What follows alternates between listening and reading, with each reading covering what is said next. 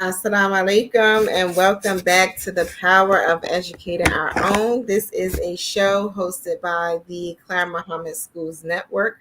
We are a network of 19 schools, full-time, part-time, virtual, and weekend, which we coin Strong in Schools. And I am Marsha Nivens Mohammed here with my co-host.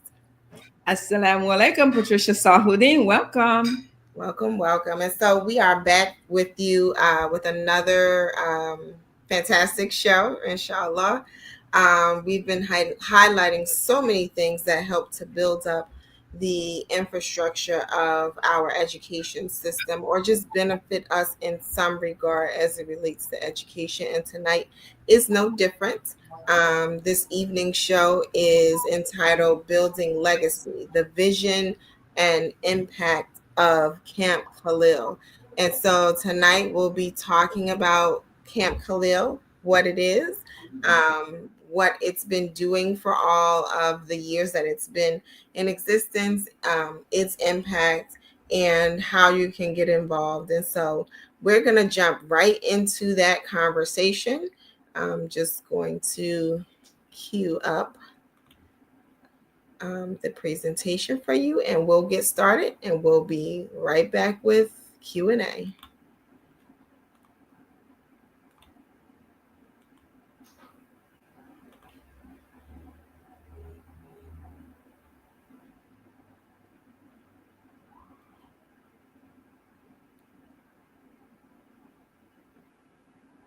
Assalamu alaikum.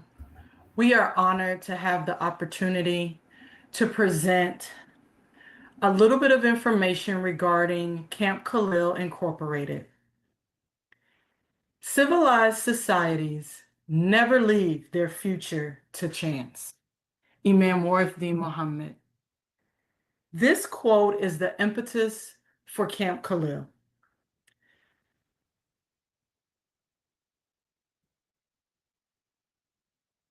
Camp Khalil is a 501c3 organization that was founded in 2003 by my husband, Hanif M., and myself, Baina H. Khalil.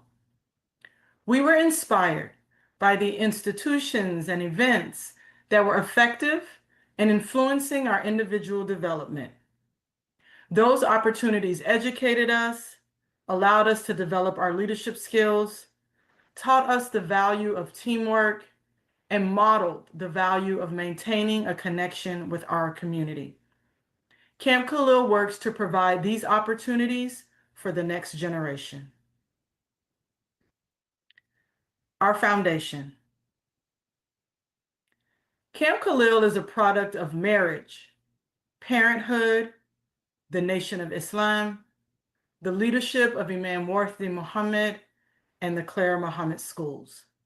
So a little bit about ourselves. Hanif and I were born and raised in Muslim families. Both of our parents accepted the teachings of Elijah Muhammad through the Nation of Islam in the late 1900s. And they took on the principles of doing for self, strong identity in our African American contributions to the fabric of this country, and taking on the principles of Al-Islam that were designed to clean up the African American who had been a product of this society, post-transatlantic slave trade, through up until the early 1900s. And so the Nation of Islam was a stepping stone for our family, for our parents rather, and allowed them to make the choice to make their life what they wanted it to be. And it was through the Nation of Islam that they formed marriages and went on to have children who would know nothing but Al-Islam. In 1975, when Elijah Muhammad transitioned and his son Imam Warthi Muhammad took over leadership, our parents made that transition to Al-Islam.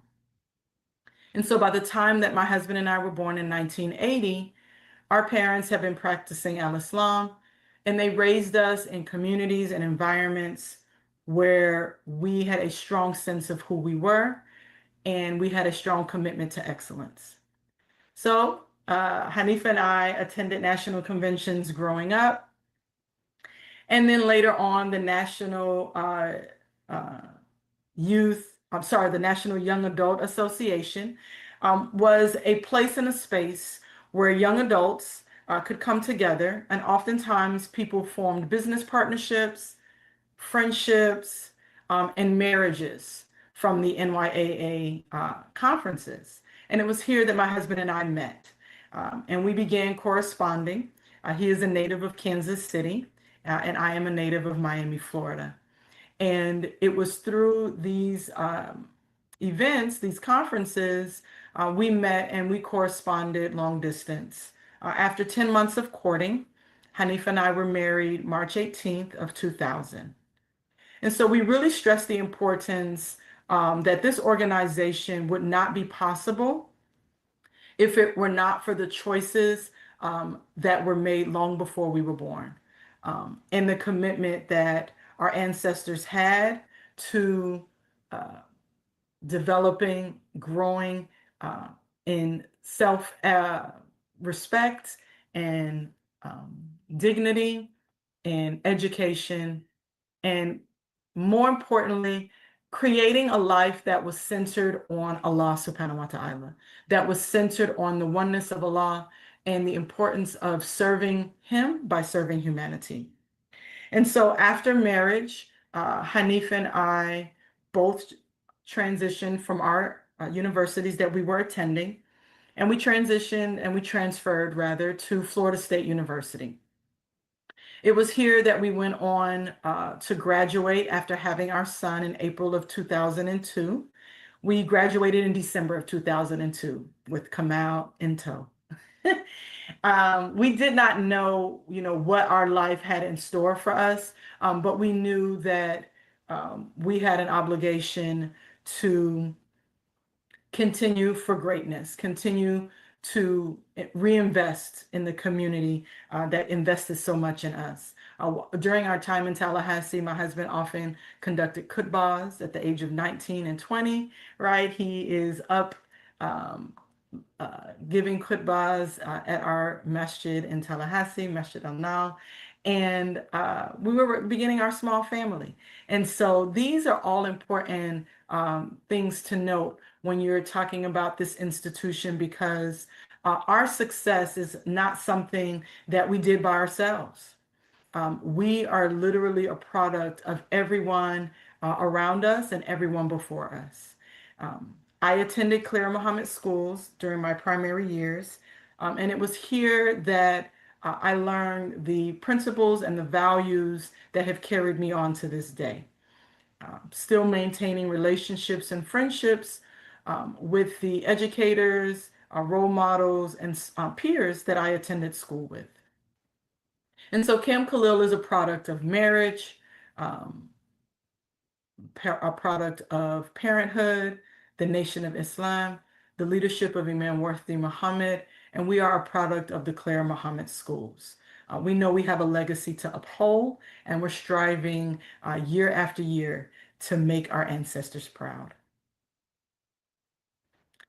Our mission. The mission of Camp Khalil is to provide holistic Islamic programming designed to empower youth with the knowledge and skills necessary to become global leaders, impacting our social fabric by positively affecting change in the areas of business, education, politics, and culture. The vision of Camp Khalil is to serve as the preeminent leadership institution for the education of youth and to establish a legacy based on moral excellence for future generations of Muslims here in America and abroad. Our evolution. Here you can see a photo of two of our campers riding on the canoe. This is a staple of our organization. And it demonstrates the value of reconnecting to nature. Our youth are often coming from major cities across the United States, so getting an opportunity to be one with nature really shapes who they go on to become. When we began this organization in 2003, it wasn't an organization. We were just simply planning an event. And we asked the community, after presenting our ideas, to support us. And so in our first year, we registered 27 youth, mostly from Florida, Georgia, Alabama, Mississippi, Louisiana, the southeastern region. And these were people who pretty much had known about us through growing up with us, their family members. So it started off as a very small effort. In our largest year in 2017, we served over 80 youth. This was between our Florida session, our Texas session, and conferences and conventions where we provided programming for our youth. Since 2004, when we held our first summer session in Florida, we have served over 940 youth. Once again, this is during our retreats. This does not include all of the conferences and conventions that we have been responsible for since 2004.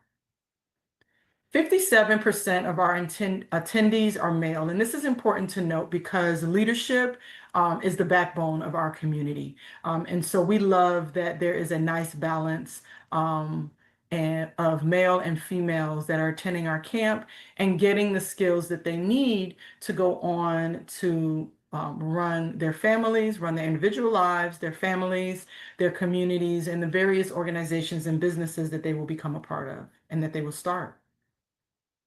Over 70% of our youth are returning, and that recidivism is important because it really lets us know the quality of the work. At the end of each of our sessions, our youth complete evaluation forms, and they let us know what they like, what they want to see more of, and what didn't work for them, and what they would like to see change.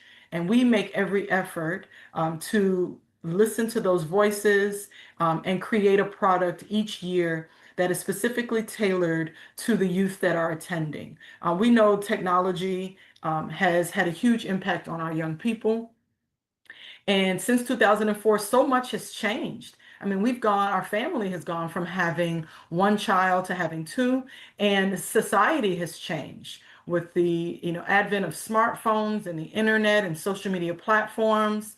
For our youth to continue to come to an environment where they don't get to keep their cell phones, they're reconnecting with nature, and they're still finding love and joy and passion in our programming. That is what it's all about, is that we continue to serve our community and serve our youth in the best way. Our funding has grown over the years. Once again, when we started in 2003, just family and friends, we had less than $1,000. And it was just an event. We were not an official incorporated business. We weren't 501c3. We just had a vision and got to work. Mind you, we were 23 years old. And I often, when talking to the youth, they have so many visions of what they want to do, but they often see it as something that they'll do when they get older. And I always encourage them to just start now where they are with what they have. And if they're doing it for the pleasure and sake of Allah, and they're staying connected with a family and a community base that will support them, they'll look up and they'll be in their 40s, and they will have made an impact greater than they could have imagined. In 2021, we raised over $40,000. And since that time, we have secured over 35 individuals and businesses that contribute on a monthly basis, and over 16 individuals and businesses that contribute on an annual basis. These are individuals who have a recurring investment in our organization that comes out of their account, and it allows us to begin planning for the future because we know that we can depend on that financial support. We can implement new programming that we know will be funded by our community. So these recurring contributions to our organization total over $8,000 per year. And this is outside of any corporate sponsorships that we receive and individuals who just give one-time contributions each year. So as I mentioned, the contributions that we receive from our investors allows us to plan for expansion. We have so many goals, and some of the ones that I'm going to share with you all today, we have actually began working towards. So here you see a photo of one of our male teams, and this was during our 2023 session. This was our 20th annual session, and those faces say it all. Those smiles say it all. All right. So these are some of our goals for expansion. Leadership is the capacity to translate vision into reality. So it is important for our organization that we're continuing to set goals and we're continuing to work with our community to reach those goals. We have not done any of this alone. Oftentimes people will say, oh, how's your organization? And I will quickly correct them and say our organization, because this literally belongs to the community. And we are just the vicegerent, right, over the organization. And we just ensure that we serve our community that we belong to. Some of our goals for expansion are in regards to our sessions. We are looking to offer our sessions in the northeastern region of the United States, the Midwest, and the West Coast. We currently offer our programming in Florida and Texas. Human capital. Our goal is to grow our staff from 13 to over 30. We're looking to hire a full-time grant writer and marketing chair, and we have, inshallah, secured a grant writer for our organization, and we are beginning the process of applying for our first grant.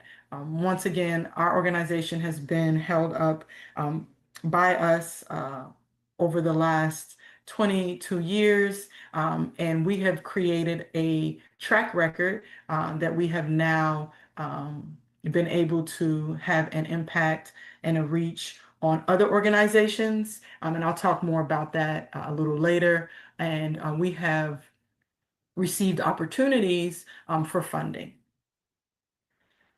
Services. We are looking to offer over $25,000 in college scholarships. And we also would like to provide resources to more families. We know that outside of our summer sessions, our youth are going back oftentimes to families or cities or communities that are in need of resources so that they can continue to take the work that we invest in them during those 5 days, and they can continue it outside of their time at our Camp Khalil retreat. And so we want to invest in our families outside of our retreats. And then we want to provide internship opportunities for our young campers to come back and serve our organization in ways that will take us to the next level. And then lastly, our programming. We would love to offer summer programming, potentially after school programming. And then we are currently working to create a national initiative to support youth groups in African American Muslim communities. And then we would also like to expand by having a mentorship program. This will allow our team leaders to continue and maintain contact with our youth outside of our retreats in an organized program and provide mentorship, helping them with school, helping them with resume writing, college applications, helping them deal with conflict resolution, time management, and so much more. All right. Every investment that you make in Camp Khalil is like a piece of the puzzle. As you can see here in the picture, we have two of our campers. They're putting a puzzle piece together. And they're smiling, and they recognize that each of them has something to contribute. And each of those small pieces together will form a larger, complete image and product that they could not have done on their own. Each of those pieces could not have made that final product on their own. They have to come together. And that's where our community comes together. Interdependence is a choice that only independent people can make. Our investors are major corporations and businesses and individuals that give between $3,000 to $10,000, once again, have allowed us to sustain over the years. Some of our annual investors that have given consistently to our organization include Shaheed Enterprises, the NAML with Michael Rashid out of Philadelphia, Pennsylvania, El Quran and Mercy Community Center in Houston, Texas, and our corporate sponsor, Imam Alvin and Nadia Sharif out of New Medina, Mississippi.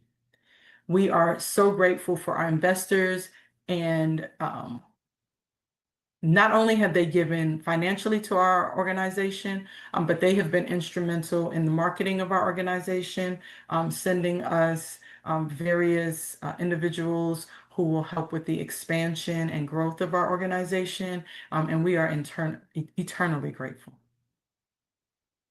All right. For us, by us. Oftentimes when people give to Camp Khalil, they think that they're only supporting our organization, and they're only supporting the retreats that they see us promoting and people registering their youth for. But when you're investing in Camp Khalil, you're actually reinvesting in our larger community. All of the resources and services that we require for our organization, we seek Muslim-owned and African-American-owned businesses to provide our needs. Once again, this ties back to our history with our parents being members of the Nation of Islam, and with us, my husband and I, having a strong foundation with the leadership of Imam Mohammed and the Clara Muhammad schools. We stress the importance of taking our dollar and recirculating it back into our community. And so when you all are investing in Camp Khalil, you are reinvesting in t-shirt businesses, paraphernalia, and marketing materials, our banner and our signage, our insurance company, our marketing, transportation, all of the major needs that are provided by our organization, that are needed by our organization, are provided by other Muslim and Black-owned organizations. And we are thankful for this web of support. We encourage each of you all, based on what you have heard today, what you have seen, to become an investor. Once again, when we have those small contributions or large contributions coming to our organization on a consistent monthly or annual basis, it allows us to prepare for programming greater than what we currently have, because we know that we'll have the funding that we need to support it. So there are many ways that you can give to our organization. If you choose to become an individual supporter, you can give $25 a month, which will add up to $300 for the year, and this will sponsor one child. We're looking for at least 500 individuals to sponsor a child by contributing on a monthly basis at $25 or annual basis at $300. We're also seeking 250 professionals who are willing to give $50 a month or a lump of $600 per annual recurring to our organization. And once again, this will ensure that our registration fee remains low for parents. So currently our registration fee is $300. And the reason that we're able to keep that fee so low is because of the investors that we mentioned earlier, and individuals, professionals, and businesses like yourself who match that registration fee. So of course we know it costs more than $300 for someone to send their child to a retreat or a camp for 5 days. And so the sponsorship that you all provide, we match it with a registered camper. And this allows that one registration fee once again to remain low, and our community kicks in the rest. We're also looking for 250 corporations or individuals who want to serve as a corporate sponsor, to sponsor $1,200 per year. So that looks like $100 a month to our organization. And by doing so, once again, you're ensuring that we keep our costs low to parents, but also that we continue to be supported by ourselves, and we keep our integrity as an organization. Your network determines your net worth. So for our marketing platforms, we have Instagram, Facebook, YouTube. We even have a Twitter, and I want to say we have a TikTok. We are Camp Khalil on all of those platforms. That's KAMP KHALIL. Follow us on all of these on these social media networks, and it allows you all to get pictures and videos and see the growth of our organization. It also allows you to hear from our youth who have attended. We also have video on there from our scholarship recipients, those who receive our legacy scholarship. This scholarship was created after my mom transitioned in 2018. She was a huge proponent for education and HBCU grad, Spelman, class of 1969. And so we created this scholarship to provide funding to our youth that have attended Camp Khalil that want to go on and seek higher education. So on our marketing website, on our various social media platforms and YouTube, you all can see more pictures, video, and hear from our youth. You can go fast alone, but farther together. We are so honored and grateful for the opportunity to do this work.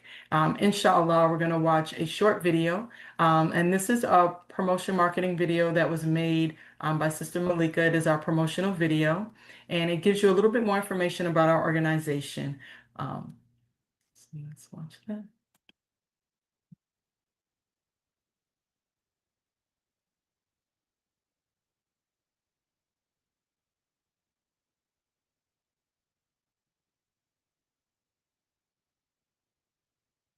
Since 2004, Camp Khalil has established itself as a leadership and youth development institution. What began as a 4-day summer camp has evolved into an organization that serves the needs of America's youth year-round. We have served hundreds of youth ages 12 to 17 from over 40 states during our Florida and Texas sessions, as well as at various local, state, and national community events and conferences. Our success can be directly attributed to our faith and belief in Allah subhanahu wa ta'ala and the life example of Prophet Muhammad sallallahu alaihi wasallam. We approach our work with a spirit of service and sacrifice. We are passionate about youth development. Our time, resources, and knowledge are completely invested in our youth. We want to leave this earth knowing that we did our part to provide a positive example of preparing our future generations for leadership. What makes Camp Khalil unique is that we develop our youth from a holistic approach. All of our sessions are content-rich, yet activity-based. Participants learn through diagram models, guided practice, group discussion, public speaking, team building, and self-directed presentations. Camp Khalil not only develops the mind and body, we develop the spirit. As a faith-based organization, we seamlessly thread spiritual consciousness into all of our programming. We emphasize moral responsibility, the oneness of the Creator, and the oneness of humanity. As citizens of this planet, youth are empowered to be moral leaders and servants of Allah subhanahu wa ta'ala. We teach and model the belief that we are all servants of the Creator and are responsible for positively contributing to society. Register, volunteer, and become a sponsor at campkhalil.org. Follow Camp Khalil on all social media platforms.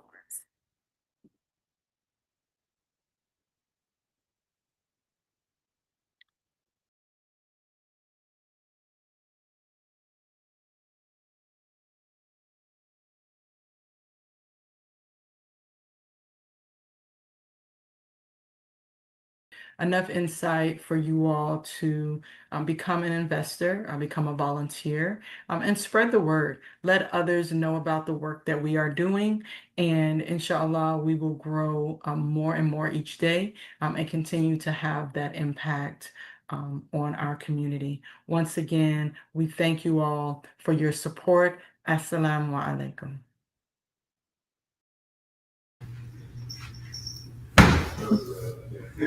Wonderful, wonderful, wonderful. And so we have learned all about Camp Khalil. If you didn't already know, and if you are just joining us, you are watching The Power of Educating Our Own. Tonight we are talking about Camp Khalil, the vision and the impact of Camp Khalil, and it's all about building legacy. This camp is so unique. And oftentimes, as I was watching the presentation, what I was thinking about, and I actually mentioned it earlier. So today in North New Jersey, we had our end of year celebration for our Clara Mohammed weekend school, and then we coupled that with a children's Eid. And I said, oftentimes when we're talking about youth, we talk. It's always in this question, like, where are they?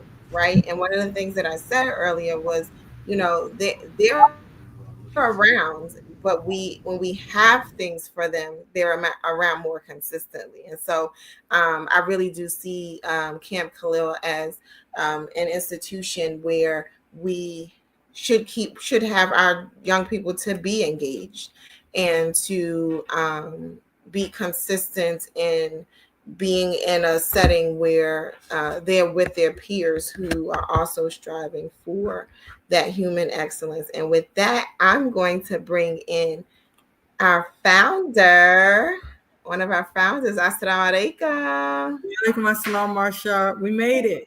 Yes, we made it. We made it. We tried this another week, and it was all the way not working, but we made it today. So we are so happy that you are here with us. Introduce yourself to our viewing audience, and let's jump into it. Alhamdulillah, Bayna Khalil, co-founder of Camp Khalil, and educator. I teach at a local high school here in Houston, Texas. Wife of Imam Hanif Khalil, and mother of Kamal Khalil, 23. He's a TSU, Texas Southern student, and mother of Astia, 19. She is a University of Texas at Dallas student. Nice, nice, nice, nice. So you and Dr. Patricia know each other well too, right? Yes. My mother. Yes, we do. We are so proud of her. She grew up in my house sometimes. Only sometimes. It was grew up in my house, period. Period. I had a key. All right, let's just say I had a key. That's true. She did have a key. Yeah, so we're so proud of her and the work that she's doing with the youth.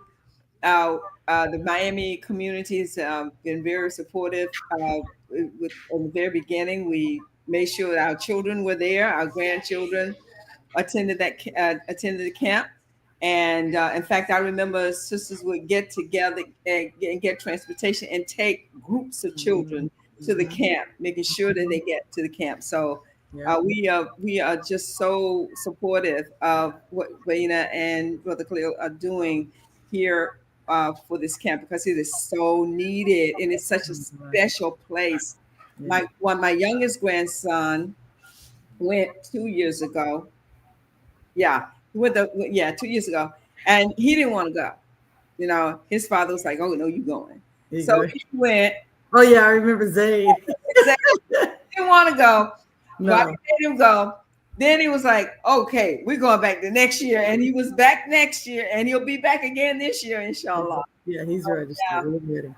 Inshallah. That kind of support is it's everything. Like we literally can't do anything alone. So alhamdulillah, we're grateful. Alhamdulillah. So I mean, so we learned all about Camp Khalil in the video, but I want to talk a little bit more about like where the camp is going, right? How we can support that upward mobility of the camp. So talk to us about these regional expansions, because I'm sure for those who are watching, they're like, you know, if I can't get my child, you know, to Florida or to Texas, like how can we bring that thing closer? So let's talk a little bit more about that and your vision for it. Yeah, so our vision is, of course, allowing families, because transportation across the country is not getting cheaper. You know, the flight prices are absolutely insane. But more importantly, when a parent sends their child to the Florida session, for every child that comes out of an area that is not in the Southeast, you know, there are 20 plus more kids that could benefit from this program. And everybody's family can't afford to, like I said, fly them across the country. But I think the key to us getting that expansion is really us doing work outside of our camps. So some of the networks that we have began working with are the MANA, the Muslim Alliance of North America. And we're working right now to help cities build up their youth committees, their youth groups inside their masjids, specifically with the strong African-American population, because that is going to be the foundation where they do events together, they build relationships, maybe even raise funds. And then from there, they'll say, okay, they can tell their city, hey, we're raising funds to either bring camp to our region or to send X amount of kids that are part of the youth group to Camp Khalil. So part of expansion is really strengthening our individual cities that have strong African-American Muslim communities. Now, we've had people reach out to us from the Northeast, the Jersey area, and then we had one of Imam Fahim Shuaib's daughters reach out to us in California. And, you know, we'd give them the basic spill, the cost to do it. It would be about $10,000 just off top. 10,000. And then that allows us to be able to hire the volunteers directly from that area, because we wouldn't ship in volunteers. We would train and get volunteers in your local area. That allows us to secure the location before we even began expecting money from parents, and allows us to secure the insurance and all the things that go into getting it started. And that number is extremely doable. I mean, you're looking at 20 people giving 500, right? You're looking at 40 people giving $250, like sponsoring a child. Like it's all doable when you break it down into small amounts. And so that's what expansion looks like: strengthening our local cities, helping them develop strong youth groups, and then getting at least 2 to 3 solid individuals in a city to bring it to their city. And we have a whole package for that. We send it out and let them know what the facility would have to require, what the requirements are for the facility. And it's a whole thing. We got it ready. So that's what expansion looks like for us, inshallah. Sister Baina, Yes. We talk about money and investing. Has the camp started an investment endowment fund so you can have money building up? Have you started that yet? I love that question. So one of the things that people often ask us, and it goes along with what we just talked about, is how can we get more of these, right? How can we do more as a community? And as I had mentioned in the video about having our subscribers, when we get money each summer, we have to have enough not only to conduct that particular session, but we have to have enough to reinvest into future programming. So what we're trying to do is get our subscribers that give on those consistent monthly or annual basis. We're trying not to use that money, that $8,000, for our programming. Instead, have people give specifically to our session. This year we have 54 kids registered, have 54 people sponsor a child, right? And then anything after that can go into investing in future programming, because that alone, the 300 from the parent and the 300 match from a sponsor, can sustain us for an actual session. It's that additional money that allows us. But we just got into the idea of endowments from one of our corporate sponsors. She put us in touch with an attorney who did a presentation out of New Medina. And so we're supposed to be meeting with him to find out ways to allow the money that we get to be invested and saved and not spent directly on our sessions. And then with the grant funding that we're going to be applying for in the next 6 to 8 months, that money is already going to have a line item for future expansion, so that every dollar we get from that grant is not used towards any of our sessions. And that was a great segue into the grants, right? Because that's where I was going with it. I was like, what does that look like for you all? Because that's fairly new to your funding model. Yes. So we were invited to attend a retreat this past January in Lake Huron, Michigan.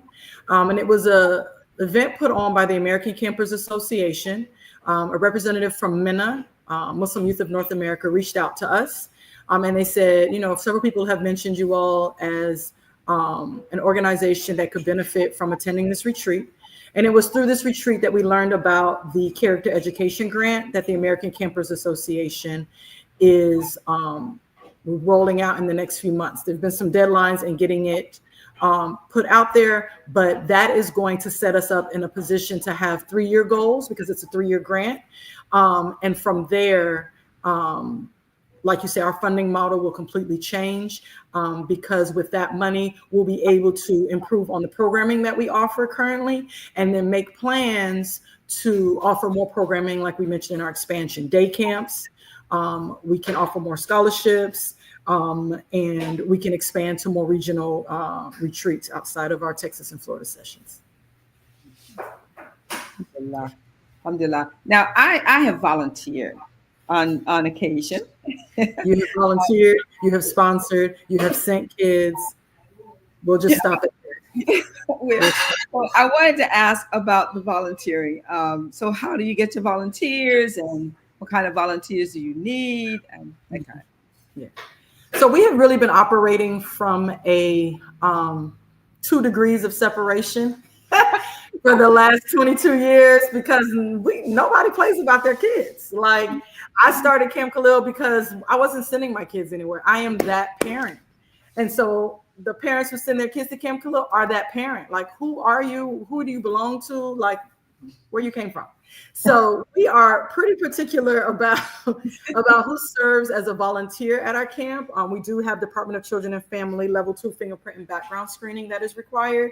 We recently started doing interviews about 2 years ago because of some interesting volunteers that we had. And they were young, like it wasn't a grown, old, creepy type thing. They were just very young. And it was like, and they didn't have experience with our community, and they didn't have experience working with children. And so that became an interesting dynamic. And so we began to interview our team leaders specifically. These are the volunteers who work directly with our youth. They are under the age of 35, 21 to 35. And they really set the tone and the vibe. Like, if you have a disconnected team leader, it really can impact your entire 5 days at the camp. And so we really put focus on those 21 to 35-year-olds that are going to be working with our youth. We do a training with them. But more importantly, we try to pick people who either grew up Muslim or have been Muslim long enough to where the kids aren't teaching them. I don't know how else to say it. But yeah, so team leaders, they get a stipend, transportation, and then we train them. They work directly with our kids. And then the volunteers, they do the fingerprinting, they do an application, we interview them, and they actually pay a volunteer fee at this time. Yeah. And so talk a little bit to us about what day camps could look like, right? Because now you do a sleepaway camp for these 5 days. Yeah. But I heard you mention day camps, and I'm curious to know what that has the potential of looking like. Yeah. So being that we offer our residential camp, that's a different insurance bracket, and that's a different commitment on parents because it's traveling. So with the day camp, it would be local for a particular region. So of course we would start in Houston, which is where we live. And we would reach out to the local masajids in the area. And because of the scope of our grant, it would probably be a character development camp. We're looking right now to have it be application and invitation basis so that it doesn't become just babysitting, but we're actually using that camp to create future leaders that will once again go on to reinvest in a local youth group that we have, And so we're looking for our day camps to be something where they would come in. It would be like a Monday through Thursday, a 6-week camp in the summer. We would have volunteer staff, not volunteers, staff who would be paid, and they would implement our character education curriculum. And we'd have some recreation. Of course, it won't be to the extent that we do our retreats, because if we're at a local community center or a masjid, we're not going to have, canoeing and all that stuff. But we'll have other team building type activities, which we do at the camp, that don't require the resources that a retreat center provides. So that's what it would look like. I want to go back to that question about volunteers, and everybody can see that I am well beyond 35. So I want to say that's just team leader. That's just team leader. Yes. So let me be clear. Volunteers are other people doing other things that's helping out. Yeah. So, and I love that you're bringing that up, Sister Patricia, because our organization is literally like an intergenerational organization. Like, our funding comes from those who are like 50 plus. Like, our serious funding, they're 50, 60 plus, right? And then our team leaders are going to be those 21 to 35 who are just getting started on a life of independence. And then, of course, our youth are 12 to 17. So our organization on site, we have multiple generations that contribute. So our volunteers are anywhere from 18. Actually, you can be a volunteer as young as 18, all the way up till your feet stop working. And one hand. You just need 2 feet and one hand. Maybe you one hand. I love it. I love it. And so if you're just watching, you are watching The Power of Educating Our Own. This show is hosted by the Clara Mohammed Schools Network. We are joined tonight by Sister Bayina Khalil, who is one of the co-founders of Camp Khalil. Listen, I think that this camp is amazing.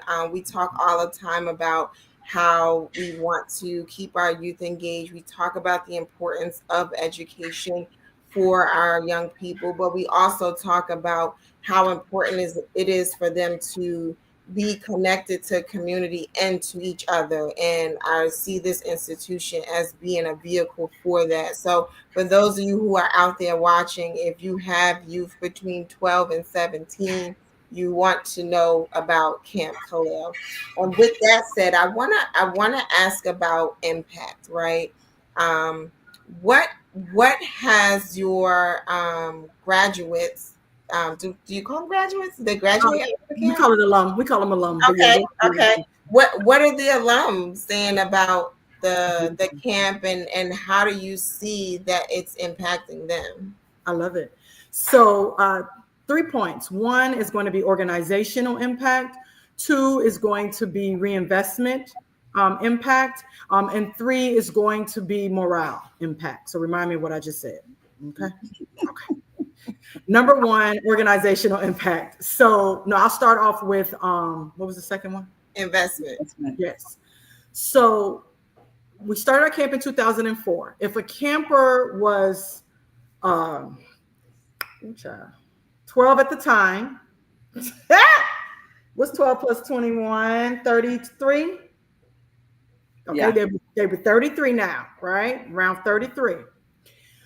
So we have had at every session, at least one of our team leaders is a former camper, at least one.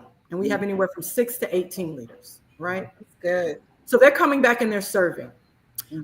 We have at least one that I can think of right now who is not only a sponsor, like giving 5 or 10 a month, but they are a corporate sponsor. So they give 500 or more a year to our organization. They are a former camper.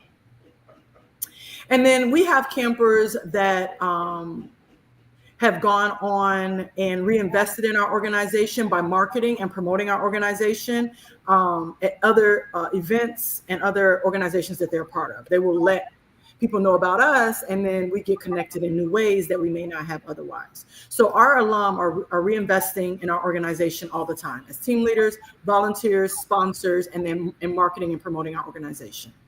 Okay. And then in terms of impact, at least, and my number might be off by 1 or 2, at least 6 that I can think of right now, board members for the Muslim Culture Con are former campers and team leaders for Camp Khalil. So Muslim Culture Con is a fabulous organization that began 2 or 3 years ago. What year is this? 2015. They had their first retreat in 2024. So I want to say they started in 2023. This organization has been the answer to our prayer, because every time campers matriculate out of our camp, they turn 18. They're like, "Well, you gonna just throw me away?" And we don't want to throw them away, right? We don't want to leave them stranded. Right. And, people have always been like, "Hey, you want to work with the young kids? Hey, you want to do a marriage retreat? Hey, you want to," no. We have a niche. We are sticking to our niche, and look at us. It's quality over quantity. It has always been quality over quantity. We'd rather have no reputation than a bad reputation. That is literally our policy. And we're not in this for fame, right? We're not in this for any other reason but to have a meaningful, sustained impact, right? To pay our debt. Because the life that I have, the life that my husband has, the life that you all have, the life that everyone who's not born yet, right? You didn't get this for free. Like you owe your life, right? And so in terms of impact, organizations like MCC, Muslim Culture Con, are an answer to our prayer, because when you're doing this work, and when our parents, right, did work to make me who I am and all of my peers who I am, they didn't want to pass away and be like, "Oh, well, that was a nice 30-year run we had." That is what's the word? That you feel defeated, right? You feel like this was not supposed to be the end. Like, I don't want to pass away and this is all gone. And so MCC is one specific example of organizational impact, which is the first point that I wanted to make, and that this organization is a continuation of our work, because it allows our 18 and up to continue networking, building marriages, building their own identity, right? Building businesses, and continuing to move community life forward. Now, pun intended. Wait, if you know, you know, all right? Continuing to move community life forward. And so MCC for us is a representation of our impact as an organization. And then the third one was impact, organizational impact, and come back as investors. And then what was the last one? Ooh. I didn't write it down. You know what it was? My daughter over here cooking dinner. We'll come back to that stuff. You said the campers coming back. Oh, morale, marketing. Wow, there you go. There you go. So it kind of ties into what I just said. Like, our community, like if a person is 70 or 80 years old, it does something for you to be like, "Hey, we got Camp Khalil," right? So our community, our legacy, Imam Mohammed was the leader of the community that I'm a part of, and we are a continuation of his legacy. So we're going to be celebrating 50 years of his leadership this year. And for us, the impact of our organization is that we are once again continuing that legacy. We have individuals who are going to transition and they're going to return to Allah, like Imam Mohammed, may Allah forgive him his sins and grant him the highest level of paradise. And our organization, inshallah, will be a positive example of the impact, the footprint of the indigenous Muslim here in this country. Alhamdulillah. Yeah, that's really so one of the things I appreciate about what you just shared and all that you shared was really the bridge building between what you all, two things you shared actually, what you all do at Camp Khalil. One thing that you shared was about sticking to your mission, right? And not going into these other avenues, because we have the tendency to allow that mission creep to get in, because we feel like, oh, well, they love me. Let's do it all. No. Yeah. No. And so I love that you shared that. Right. And I also love that you talked about how once the alum transition out of being a camper, there's this other program or other entity that they can now engage.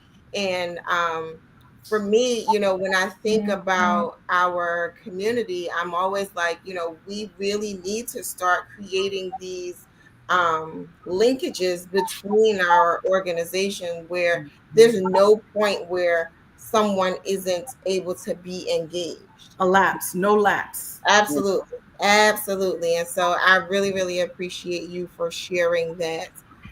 So tell our viewers as we get ready to wrap up this conversation, tell them how to get in touch with Camp Khalil, how to make an investment, how to get their children registered, all of that stuff. So before I transition into that, this year we have closed out our application for our scholarship. So be on the lookout for the videos for the recipients of our college scholarship. And as I mentioned in the video, my mom was a huge advocate of higher education. Both of her children went on to higher education, and my sister is currently, fingers crossed, days away from becoming a certified public accountant. Yeah. She's on at least 3 businesses that I can think off the top of my head. And my mom, once again, is a Spelman grad. She was also a Howard grad. She got her degree in pharmacy. She was a pharmacist. Ooh, now you can't say Howard and just go past that. Sorry, I'm a Howard alum. I feel like a fraud talking about HU. You know. I went to their homecoming one year with my best friend who has transitioned. May Allah forgive her sins and grant her the highest level of Jannah, Halima Mohammed, dear Mohammed. And when I went to that homecoming with her, child, I was like, I made a mistake. That HBCU experience, man, is unparalleled. So you don't have to go to a HBCU to get our scholarship, but you do have to be a Camp Khalil alum, and you have to be seeking higher education. And you don't have to be a high school grad. You could be currently in college and be applying to that scholarship. As long as you've attended Camp Khalil, you will be able to apply, and we will consider you giving a scholarship depending on the quality of your application, your interview, and then and the number of applicants applying. But we haven't turned away a single applicant, just FYI, right, who has applied and meets those qualifications. So that is one thing I do want to mention. Once again, the legacy of my mother continuing on through our scholarship fund, and we want to expand more kids, more money for that. So the most important thing that you all can do for our organization is keep us in your dua. Like, yes, you can be doing something and thinking you're on the right track, and Allah could be giving you rope to hang yourself. And I don't want to say it like that, right? But keep us humble, keep us on the path, keep us connected to our community, keep us open to advice and change, and keep us evolving because the needs of our kids are changing. These are post 2020 kids we're working with. These are not 2004 kids, right? So these are different type of future leader, and keep us evolving. That's what I need you all, inshallah, to do, is make that dua for us. And then other ways you can help, of course, is to spread the word. If you're a part of any masjid community organization, let people know about our organization, speak our name in rooms where we're not there, right? Continue to keep our organization alive, and encourage young adults that are 21 to 35 to be team leaders. That is our most pressing volunteer that we value, because they work directly with our youth. So find those young adults who are striving to maintain their Islamic identity, to serve as our team leaders. And of course, our volunteers, multi-generational volunteers. Also, become subscribers. And so, as I said in the presentation, you can do monthly, you can do annually, but by having it coming out recurring, meaning you don't have to manually go in and do it every month or every year, it allows us to once again plan for expansion. If we have to wait to see when the next dollar is going to come in, it makes it hard for us to grow beyond what we're doing, because we don't know if we have what we need to move forward. But our model has always been, we're moving, we're planning, whether we have 1 or 100. So at this point, right, the train is moving. We're not like, oh, we didn't raise the money, we're not going to have our 23rd annual. No, we're going to have it. which is going to be able to do as much as we have the support to do in terms of volunteers and funding and number of kids registered. And so those are some of the many ways that you can support our organization. But we appreciate just being a part of a community that has sustained us. Alhamdulillah. And we appreciate you.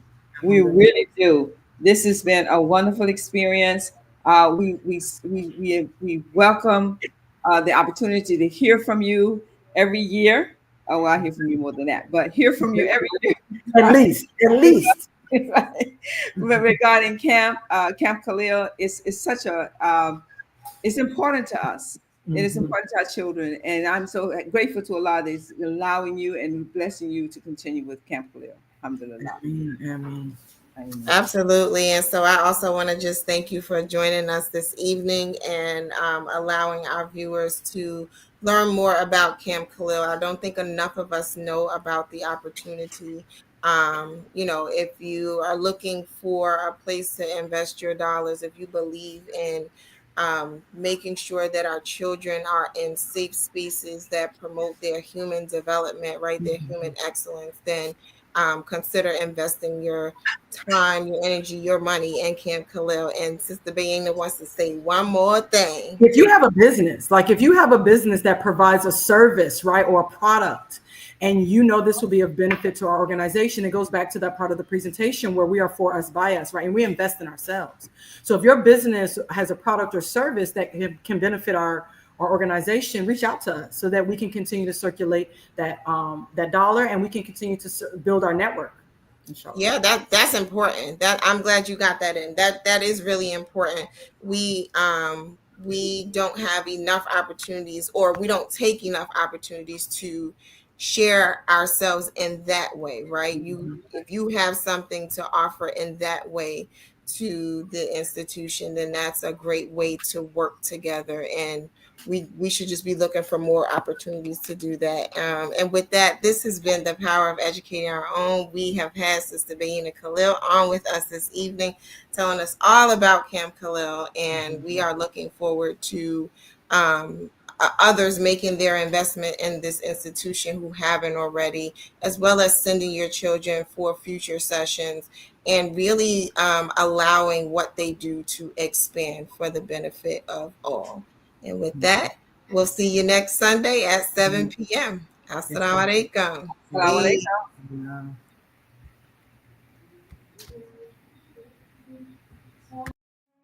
Sister Clara Mohammed, a Black Muslim woman from Macon, Georgia, was an extraordinary leader and pioneer. Her contributions, especially in the development of Islamic education in America, paved the way for thousands of Muslim families to take ownership of their children's future, starting at a time when homeschooling was illegal in the United States.